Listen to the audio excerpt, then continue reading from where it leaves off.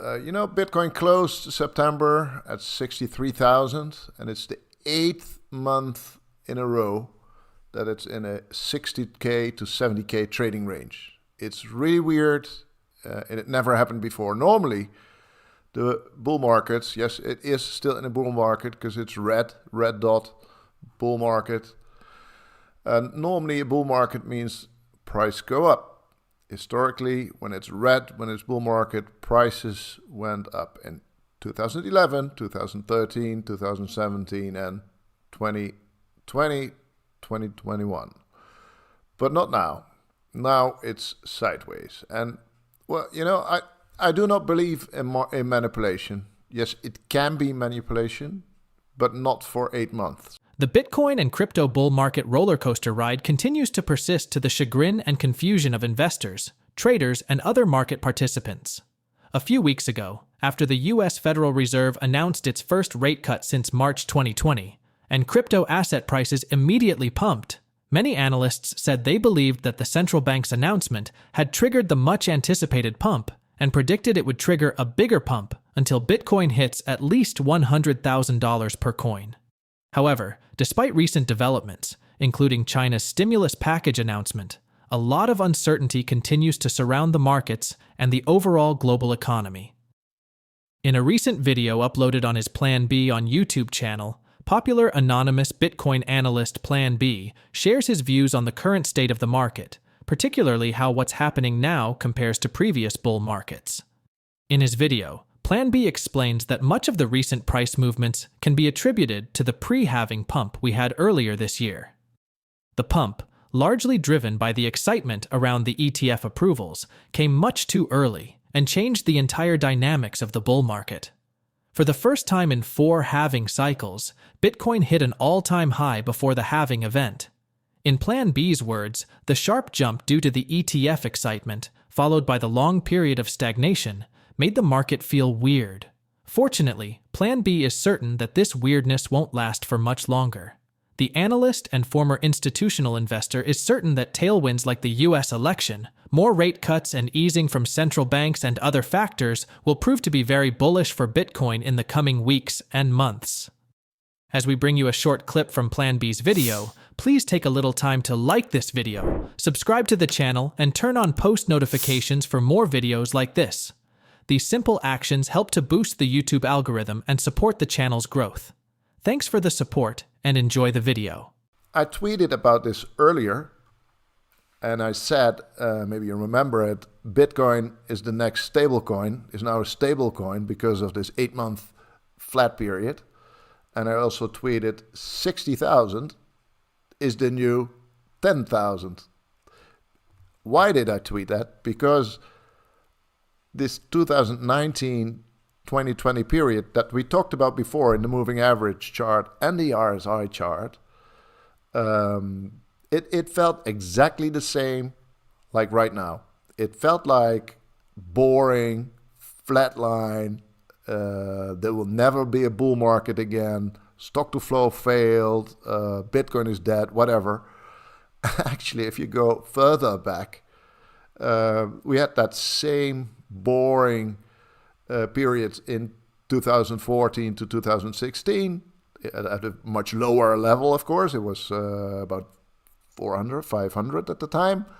And even before that, in 2012, there was a period where Bitcoin, and also in the bear market, of course, but where that flat period was making people think like there would never be a bull market again. Yet this is basically my opinion about this flat bull market at the moment.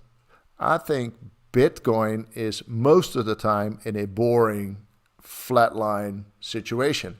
And in fact, 3 of the 4 years are boring and nothing, and just some very short periods just after the halving caused those big jumps in price, those big fundamental and structural jumps in price. Fundamental and structural because Bitcoin jumps up and does not return. Of course, there is a crash after a big pump.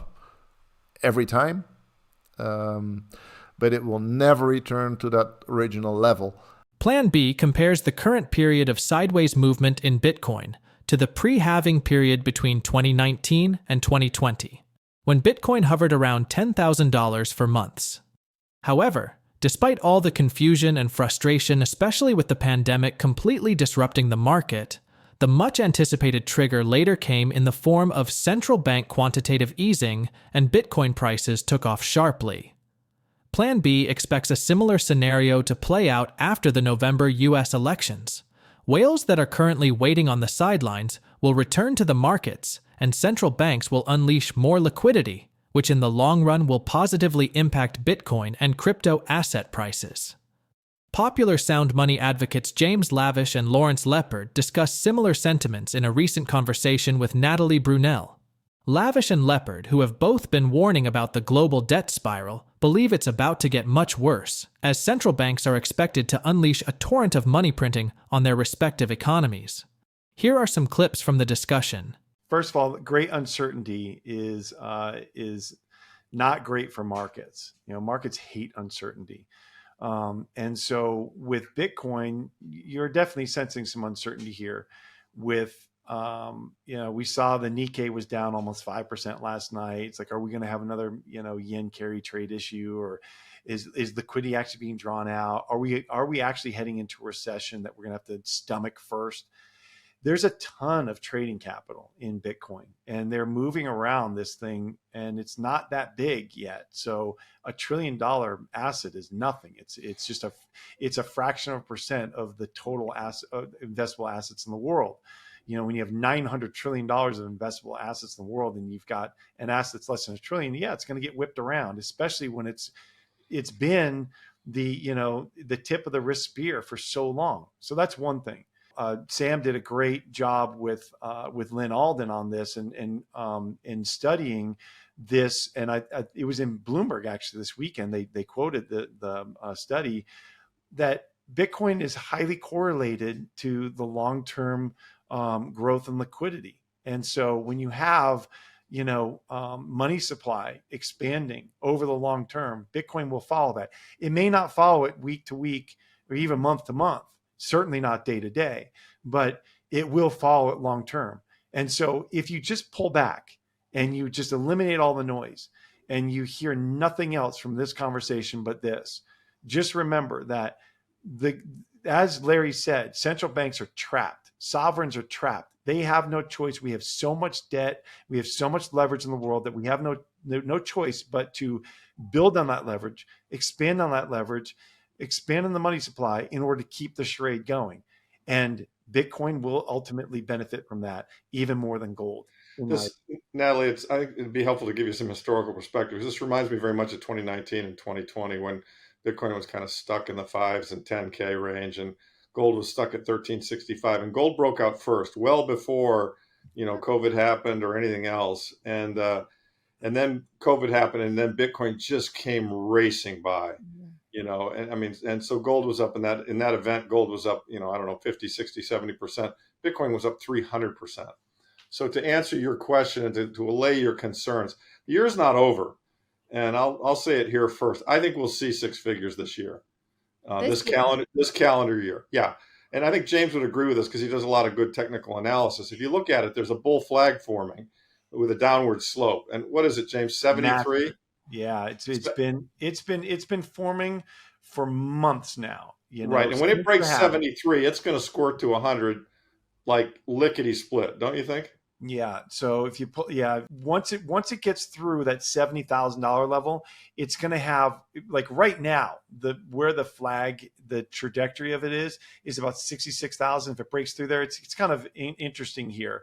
All right, can you all see this? Yeah. All right, so this has been a bull flag that's been forming for months here. Okay, this is the daily. So if you go to the weekly, it's easier to see. But this has been forming for this long. Here's the flagpole right here. After we had the ETFs approved and we had that sell off, which was a fake out. You had this flagpole created, and now you have lower highs and lower lows that continue as you consolidate through here, right? So now, as we've consolidated, we keep consolidating. You could see just this last week, we bounced right off that flag. I mean, it's just incredible. We bounced right off of it. And it's like a self-fulfilling prophecy that traders look at this and they watch this and they say, okay, it's not quite ready yet. And so now here we are this week, starting today, we're down, you know, but once it breaks through this level, which is about 66,000, then the next level is the all-time high. And that all-time high is what, 72 and change? 73-ish, yeah. Yeah, 73,000. So once it breaks through that, then it's price discovery, and that's it. In other news, the U.S. government has added another huge debt to its already massive pile. Fresh data from the Treasury Department show that the national debt rose from $35.464 trillion on September 30th to $35.668 trillion to begin the 2025 fiscal year on October 1st, an increase of $204 billion in a single day. In August, the Treasury Department revealed that the U.S. budget deficit was $1.897 trillion, a 24% increase compared to the same period in 2023. Reacting to the $204 billion jump in U.S. national debt on social media platform X, Lavish wrote, "Good evening. The U.S. Treasury added $204 billion of debt in the first day of the new fiscal year, and total debt now stands at $35.7 trillion. Have a great night." Only, it's not very easy to have a good night, let alone a great one, when you remember that the U.S. national debt hit $33 trillion just a little over a year ago on September 18th, 2023. This means we've added almost $3 trillion, not millions or billions, but trillions, in about 12 months and 2 weeks. Plus, the situation seems to be worsening rapidly as experts have been warning for so long. If urgent and necessary steps are not taken immediately, we will soon be talking in terms of trillions added in 24 hours, not hundreds of billions of dollars. The good news is, the more they print, the higher asset prices go, and crypto is the fastest horse in the race, so it will go up faster and higher than all other assets. Lavish states as much in another tweet which reads, "Every single part of this will lead to more central bank easing, further expansion of the money supply and asset inflation." Stay focused on the opportunities. Please share your thoughts on PlanB's, Lavish and Lepard's analysis for Bitcoin and the US economy in the comments section below. Also, ensure you like this video, subscribe to the channel, and turn on post notifications for more videos like this. Thanks for watching.